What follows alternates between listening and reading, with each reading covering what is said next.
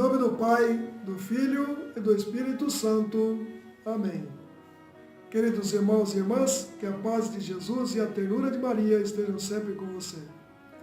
Estamos hoje no 8º dia da nossa caminhada do Natal com Jesus, nos preparando para receber Jesus, sabendo quem Ele é, através do estudo do Evangelho de São Lucas, um capítulo por dia.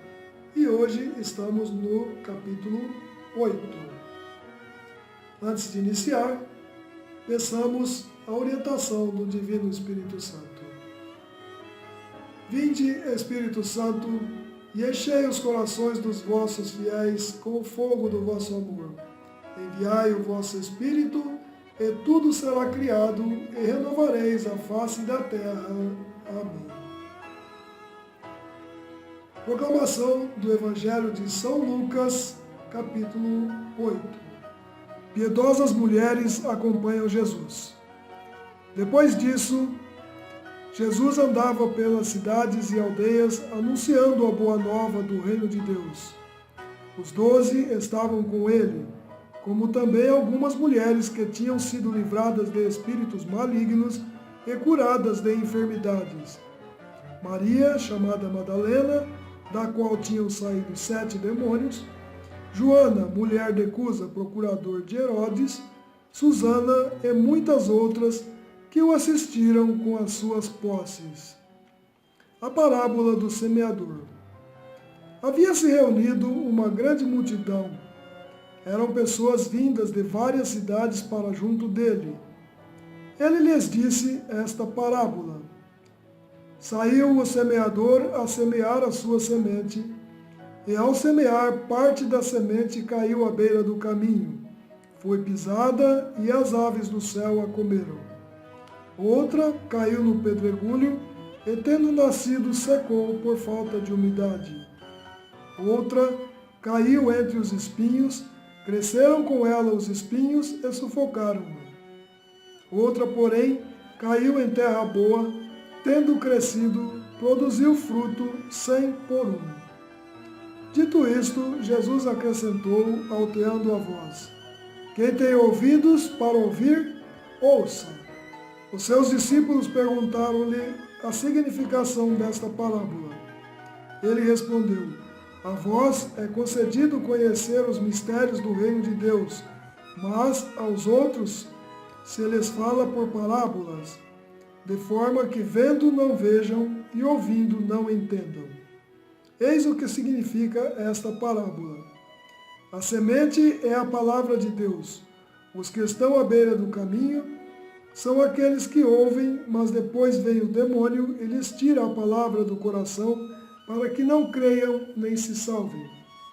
Aqueles que a recebem em solo pedregoso são os ouvintes da palavra de Deus, que a acolhem com alegria, mas não têm raiz, porque creem até certo tempo e na hora da provação a abandonam. A que caiu entre os espinhos, estes são os que ouvem a palavra, mas prosseguindo o caminho, são sufocados pelos cuidados, riquezas e prazeres da vida, e assim os seus frutos não amadurecem. A que caiu na terra boa, são os que ouvem a palavra com o coração reto e bom, retêm-na e dão fruto pela perseverança. A lâmpada que deve brilhar. Ninguém acende uma lâmpada e a cobre com um vaso ou a põe debaixo da cama, mas a põe sobre um castiçal para iluminar os que entram. Porque não há coisa oculta que não acabe por se manifestar, nem secreta que não venha a ser descoberta. Vede, pois, como é que ouvis. Porque ao que tiver lhe será dado, e ao que não tiver, até aquilo que julga ter lhe será tirado. A mãe e os irmãos de Jesus. A mãe e os irmãos de Jesus foram procurá-lo, mas não podiam chegar-se a ele por causa da multidão. Foi-lhe avisado: Tua mãe e teus irmãos estão lá fora e desejam ver-te. E ele lhes disse: Minha mãe e meus irmãos são estes, que ouvem a palavra de Deus e a observam. a tempestade acalmada. Num daqueles dias, ele subiu com os seus discípulos a uma barca e disse ele: passemos à outra margem do lago. E eles partiram. Durante a travessia, Jesus adormeceu. Desabou então uma tempestade de vento sobre o lago. A barca enchia-se de água e eles se achavam em perigo. Aproximaram-se dele então e o despertaram com este grito: Mestre, mestre, nós estamos perecendo. Levantou-se ele e ordenou aos ventos e à fúria da água que se acalmasse, e se acalmaram, e logo veio a bonança. Perguntou-lhes então: onde está a vossa fé? Eles, cheios de respeito e de profunda admiração, diziam uns aos outros: quem é este a quem os ventos e o mar obedecem? O possesso de Genezaré. Navegaram para a região dos Gerazenos, que está defronte da Galiléia. Mal saltou em terra, veio-lhe ao encontro um homem dessa região, possuído de muitos demônios. Há muito tempo não se vestia, nem parava em casa, mas habitava no cemitério. Ao ver Jesus, prostrou-se diante dele e gritou em alta voz: por que te ocupas de mim, Jesus, Filho de Deus Altíssimo? Rogo-te, não me atormentes, porque Jesus ordenara ao espírito imundo que saísse do homem. Pois há muito tempo que se apoderara dele e guardavam-no preso em cadeias e com grilhões nos pés, mas ele rompia as cadeias e era impelido pelo demônio para os desertos. Jesus perguntou-lhe: qual é o teu nome? Ele respondeu: Legião, porque eram muitos os demônios que nele se ocultavam. E pediam-lhe que não os mandasse ir para o abismo.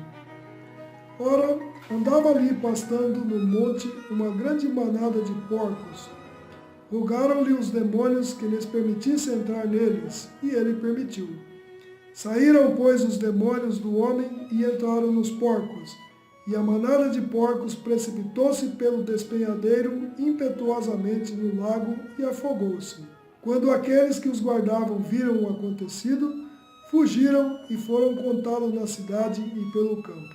Saíram eles a ver o que havia ocorrido. Chegaram a Jesus e acharam a seus pés, sentado, vestido e calmo, o homem de quem havia sido expulso os demônios.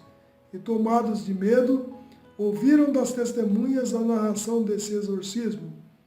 Então, todo o povo da região dos Gerazenos rogou a Jesus que se retirasse deles, pois estavam possuídos de grande temor. Jesus subiu à barca para regressar.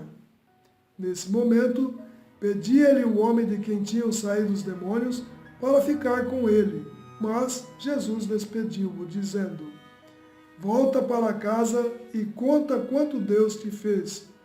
E ele se foi, publicando por toda a cidade essas grandes coisas. A filha de Jairo cura de uma doente. À sua volta, Jesus foi recebido por uma multidão que o esperava. O chefe da sinagoga, chamado Jairo, foi ao seu encontro, lançou-se a seus pés e rogou-lhe que fosse à sua casa, porque tinha uma filha única de uns 12 anos que estava para morrer. Jesus dirigiu-se para lá, comprimido pelo povo.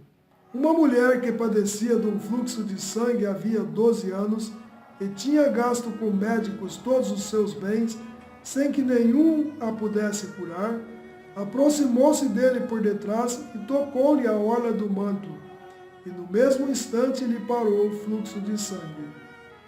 Jesus perguntou: quem foi que me tocou? Como todos negassem, Pedro e os que estavam com ele disseram: Mestre, a multidão te aperta de todos os lados. Jesus replicou: alguém me tocou porque percebi sair de mim uma força. A mulher viu-se descoberta e foi tremendo e prostrou-se aos seus pés e declarou diante do povo o motivo por que o havia tocado e como logo ficara curada. Jesus disse-lhe: Minha filha, tua fé te salvou, vai em paz. Enquanto ainda falava, veio alguém e disse ao chefe da sinagoga: Tua filha acaba de morrer, não incomodes mais o mestre. Mas Jesus ouviu e disse a Jairo: Não temas, crê somente e ela será salva. Quando Jesus chegou à casa, não deixou ninguém entrar com ele, senão Pedro, Tiago, João, com o pai e a mãe da menina. Todos, entretanto, choravam e se lamentavam, mas Jesus disse: Não choreis, a menina não morreu, mas dorme. Zombavam dele, pois sabiam que ela estava morta. Mas segurando ele a mão dela, disse-lhe em alta voz: Menina, levanta-te. Voltou-lhe a vida e ela levantou-se imediatamente. Jesus mandou que lhe dessem de comer. Seus pais ficaram tomados de pavor. Jesus ordenou-lhes que não contassem a pessoa alguma o que se tinha passado. Meus queridos irmãos e irmãs, este foi o capítulo 8 do Evangelho de São Lucas.